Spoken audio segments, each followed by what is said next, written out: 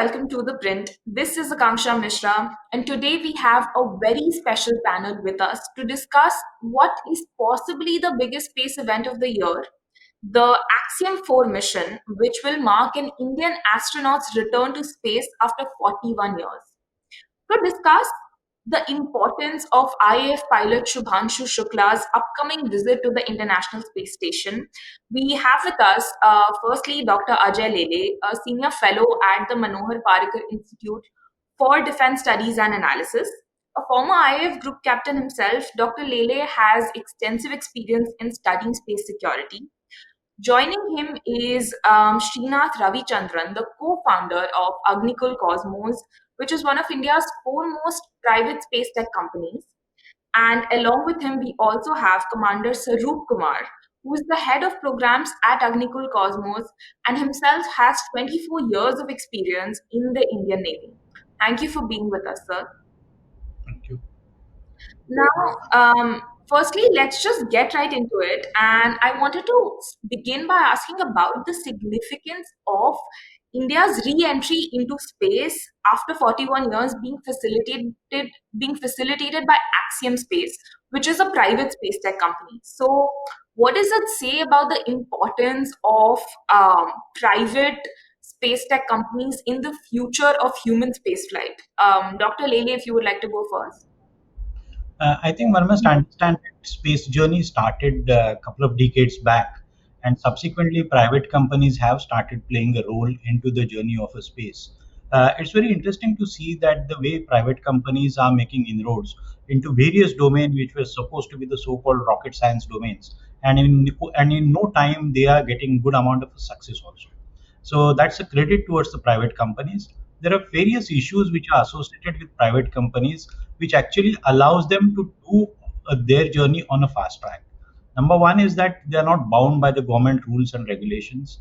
Then they are not bound by the typical issues related with technology transfer. Of course, there are some checks and balances of international technology transfer, but because of all those things and because of the enthusiasm which is shown by the younger generation, I think private companies are doing pretty well and they have done a very wonderful job. SpaceX is one of the best examples of it. It all started in the year 2003, subsequently started launching by 2013.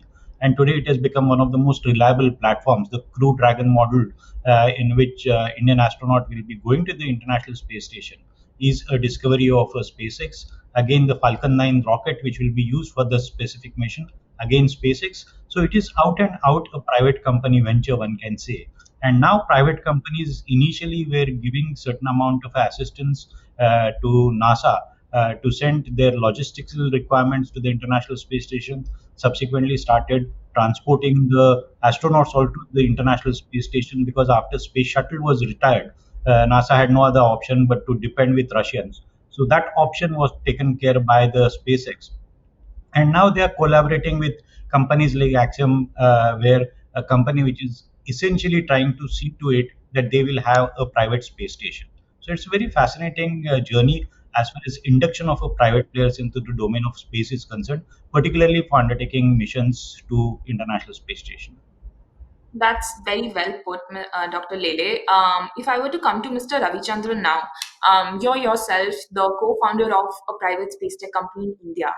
When you saw that ISRO went into the agreement with Axiom Space, what does that tell you about the Indian government's own space program and their future collaborations with private space tech companies? What do you think of the scene right now? Sure. So, first of all, thanks for having me here. I think this whole the way in which this whole thing is happening is actually a very strong message. I think to the rest of the community as well, that in India we are going to see more of public-private partnerships happen, and this could be national, international, or whatever it is. But when we talk about commercial space, I think the lines are getting blurry in terms of what the government will do and what a private sector firm can do, right? Particularly with respect to Axiom and this whole thing, I think they have figured out business models where they can be the liaising agency between, say, an operator like SpaceX and whoever else it is, right, for sending humans to orbit. And such models, the more they get validated, the more you see those stories come out. I think there is more interest from the private sector also to participate, right? So it is, in a way, I think compared to the last time an Indian was in orbit, coming to the story today, I think there's a lot more involvement from private sectors, a lot more people who are independent mission owners, as opposed to only being like a vendor to a space agency or a contractor to a space agency. So that way, I think the market itself has changed. The scenario itself has changed. So I see this as a as an important data point in that trend only. So overall, it's good for the whole community, because the more you see private players come in, the whole thing will get a little more normalized, right? I think going to space, working in space, all of those things will become a little more of a common thing, which is great. I think as a space enthusiast, it's good for everyone. That's great. Now, moving on to Mr. Kumar, if I were to ask you the way you've seen Agnikul's own journey, because when you think about private space tech companies in India, Agnikul is one of the first ones that comes to our mind. Obviously, the trajectory of private space tech in the US, like Axiom and SpaceX, has been very different, much more advanced. But how do you see Agnikul itself evolve? As India's space program is expanding, as more and more private companies are coming in, what do you think of Agnikul's role in the next 10 years, 20 years? Do you see a Axiom like trajectory for them?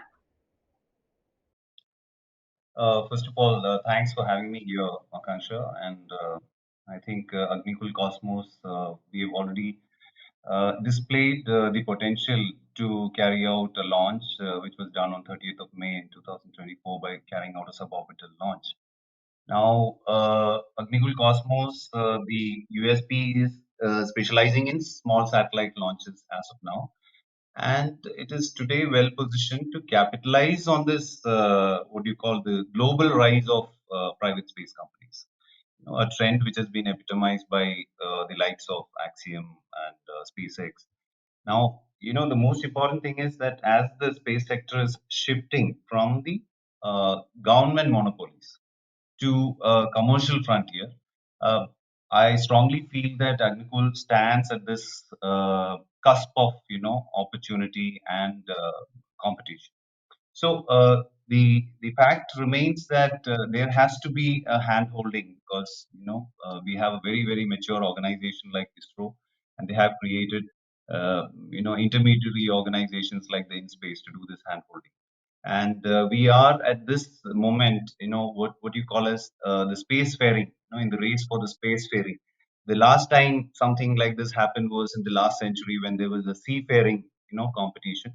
We missed the bus then, but I think the intent should be not to miss this space faring event.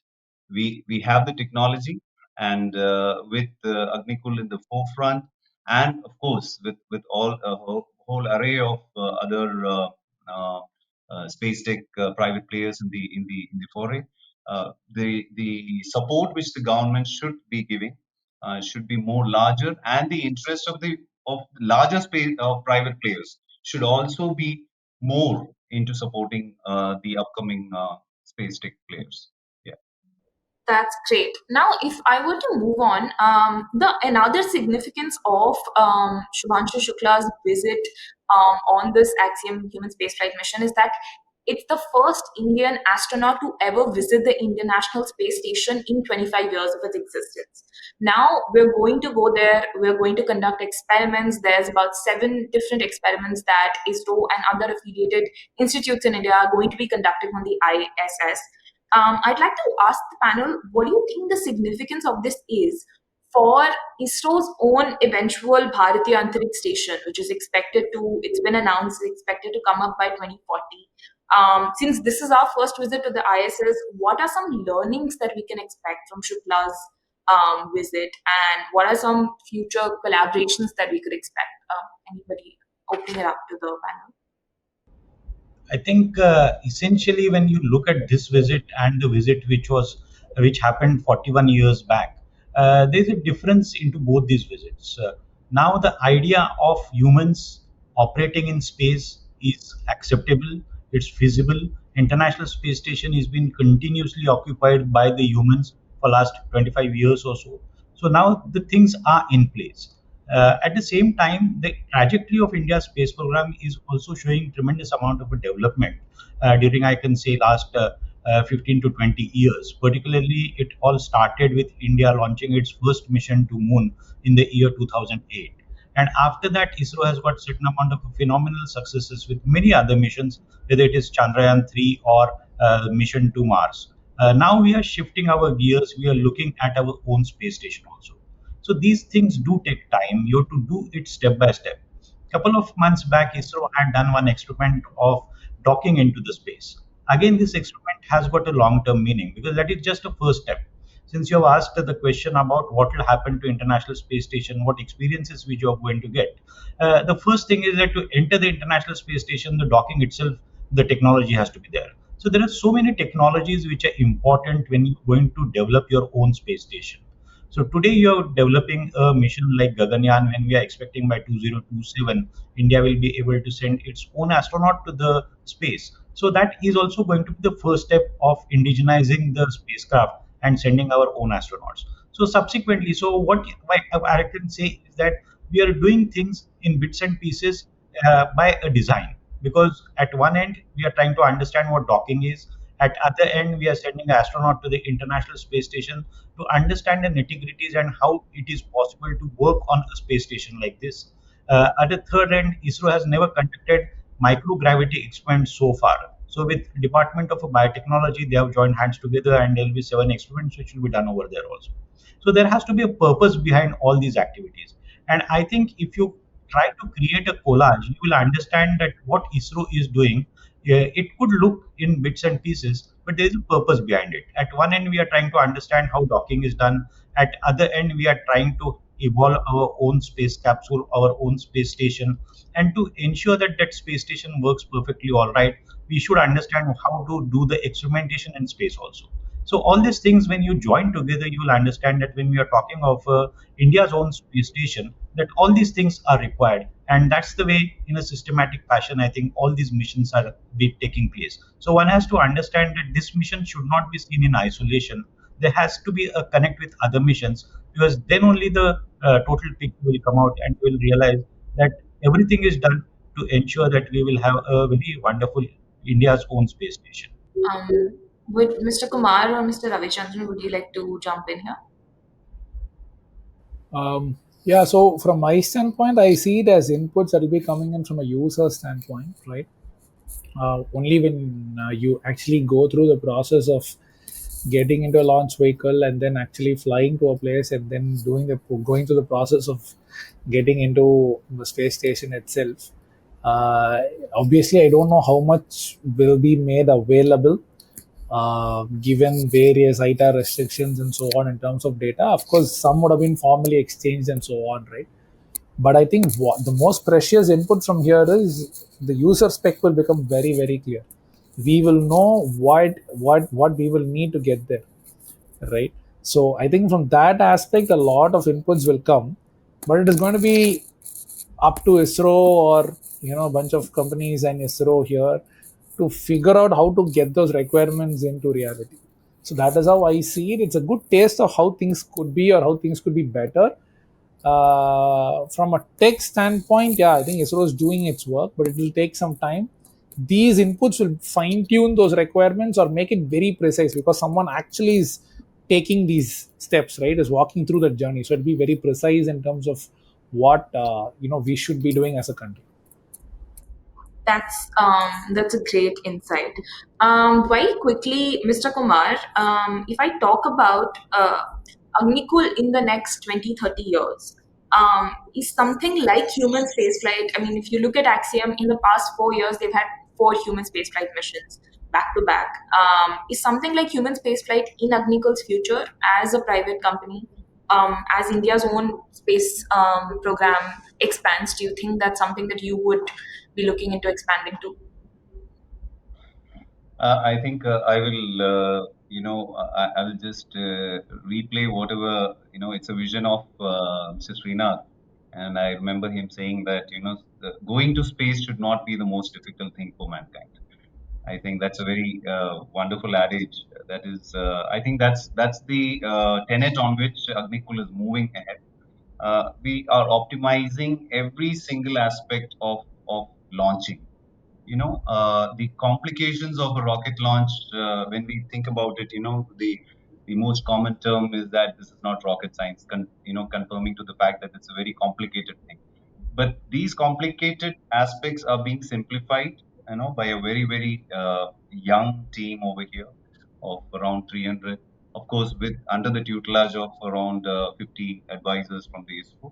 So there is a mix of experience along with the what do you call the the agility which the young team has, and we are certainly looking for moving into the space, taking people into the space. Yeah, the larger dimensions are always there, conducting of experiments, or in fact the last mile connectivity between the earth and space. Like once again, I would again add on to something which I keep hearing within Agnikul, that we should be running a kind of a Uber or an Ola service between the space and earth. That should be the ease with which we should be able to, and that's precisely what our tagline is, that launch anywhere, anytime, and affordably. So we should be able to make rockets rapidly and able to launch it at quick pace, and also at an affordable rate. It shouldn't be that launching a rocket is costing you billions of dollars to the exchequer. So therefore, cost optimization is also the base. I think the baseline of that would be this, and that would augment or hasten the process of the space exploration. Yeah. Now, speaking of cost optimization, let's come into what are going to be the practical benefits of this human spaceflight mission. Because, I mean, technically, this is the most expensive ticket that ISRO has ever bought for somebody. Practically, what are the learnings for this for Gaganyaan? Is there going to be any short term gains that we get? Or are most of the gains going to be visible in the long term, in terms of future collaborations that ISRO might have with Axiom? Mr. Lele, I'll start with you. What do you think is the immediate practical gains from this mission? I think there are certain tangible things which one has to look at it. As I was explaining earlier, one should not look at a mission as a isolated mission. Every mission will assist your further vision. So one has to look at this mission not in isolation, but one has to look at this mission from a larger perspective, or what you can say, a larger picture which ISRO wants to paint it over here. That is the ultimate aim of having our Indian space station. The other part of is that India has been working on its Gaganyaan program for quite some time. I will not say that there will be a direct inputs as far as Gaganyaan program is concerned, because both the systems have got slightly a different type of a DNA. So if you know that we have got our astronauts trained into Russia for the Gaganyaan program, but because of the COVID crisis and all that, things got delayed. But now you have to retrain Captain Shukla again, because it is a different type of a system which he is going to operate. So the fact of the matter is that now India has got an experience of two different types of the systems which are available in the world. One is a Soyuz model type of a system, and other is an Axiom or a Crew Dragon type of a system. So that is a good learning. So one can pick up from both the learnings, and maybe time will come that India will come out with its own system also, which will be a complementary sort of a system. Other thing is that we are doing certain amount of experiments. If you get into the criticalities of all these seven experiments, there is a certain amount of a logic behind it. We are doing experiments about certain, you can say, food type of issues. So essentially, why you're experimenting them? Because you are thinking that in future you will have your own space station, and to carry anything from the surface of the Earth to the space is still a very costly proposal. So you want to do most of the things which are available out into the space. So testing food, growing vegetables over there, these types of ideas are essentially long-term ideas, that when you will have your own space station, what should be the possibility of you making it self-sustainable instead of being replenished every time from the Earth. So most of the experiments are guided towards that. Then there are certain experiments about understanding how humans will operate into that sort of a atmosphere which is a zero gravity atmosphere, because we are not going to stop at establishing our own space station. there is a aim of sending the human, the Indian person, to the moon also. So definitely, when you're talking of today International Space Station, you're talking of 400 kilometers above the Earth's surface. When you're talking of reaching to the moon, you're talking of covering almost 4 lakh kilometers. So there's going to be a vast difference. So as a first step, you got to look at this entire operation. This first step is going to give you certain amount of lessons. There will be a lot amount of learnings in various fields, in the fields of rocket science, in the fields of the food, in the fields of medicine, in the fields of human health also. So everything is associated and interlinked. And I think this experience, one should not say that I have got ABCD as an experience. It has to be looked more holistically. Yeah, that is perfect. Mr. Ravichandran, I know you did speak about the user experience gains from Shukla's flight, but would you still like to chime in here? Is there anything else that you would like to add? No, I think the entire aspect of figuring out how to get a human to be in orbit is about developing a series of technologies, right? And I think ISRO has a very good handle today on how to do it in terms of the problem statements, step by step, starting from docking, from oxygen generation, habitat generation. Everything is being figured out as modules, and I think there are multiple series of launches planned to prove out each one of them before we get to the actual human mission, right? So that is how this whole thing will play out. From a experience standpoint, what this mission will teach us is really that last bit. I think there are certain things about these super complex missions where only if you live through it once you will know what really has to be done. That aspect is what I think our astronaut is going to bring us. So that is the only way I think. That is the only thing that was probably missing in the piece that will get added now. Rest of it, ISRO is on track. I mean, these things take some time, and we are anyway going to be figuring that out. That's perfect. Last thoughts, Mr. Kumar, anybody before we end the discussion? Well, I'm always reminded of this. There is something called as the Sputnik moment. The Sputnik moment was something which spiraled. It was during the Cold War.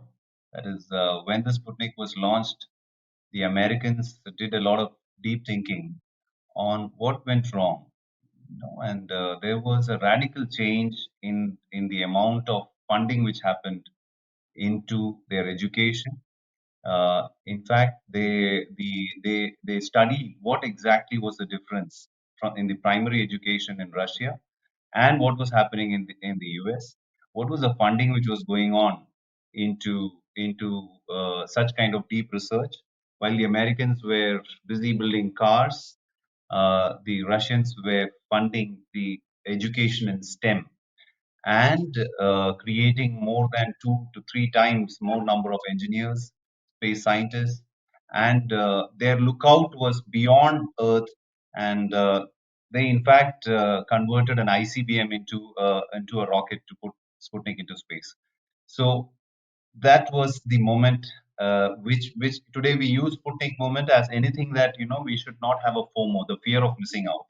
So my point in this, as a converging point should be that we should not miss out on this opportunity because while there is a gap, there is certainly a gap. We are only having approximately some 2% of the overall space business in the world. So we have a lot of catching up to do. If we go by the launches, the Chinese have done some 55 launches last year, and we could just about manage some 2 launches. So if you look at this particular aspect, so this is just a moment. I think this moment should be taken as quite symbolic. It's a moment which should be seen as bringing together of the government and the private entities together, and looking at what is the model that we could follow. Should we emulate what the Americans have done? If you look at the growth of SpaceX or Axiom and what they have achieved in the last few years, and probably these are lessons which we should learn and chalk out a framework for the next few years. Yeah, thank you. That's great. Thank you so much for joining us, Dr. Lele, Mr. Ravichandran, Mr. Kumar. I think I speak for all of us when we wish Shubhanshu Shukla a very safe journey to and from the International Space Station, and also when I say that the significance of this one mission for the Indian space program as a whole cannot be denied. Thank you again for our panel for such an engaging discussion.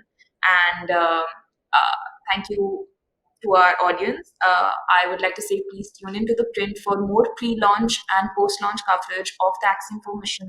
Uh, Thank you and goodbye.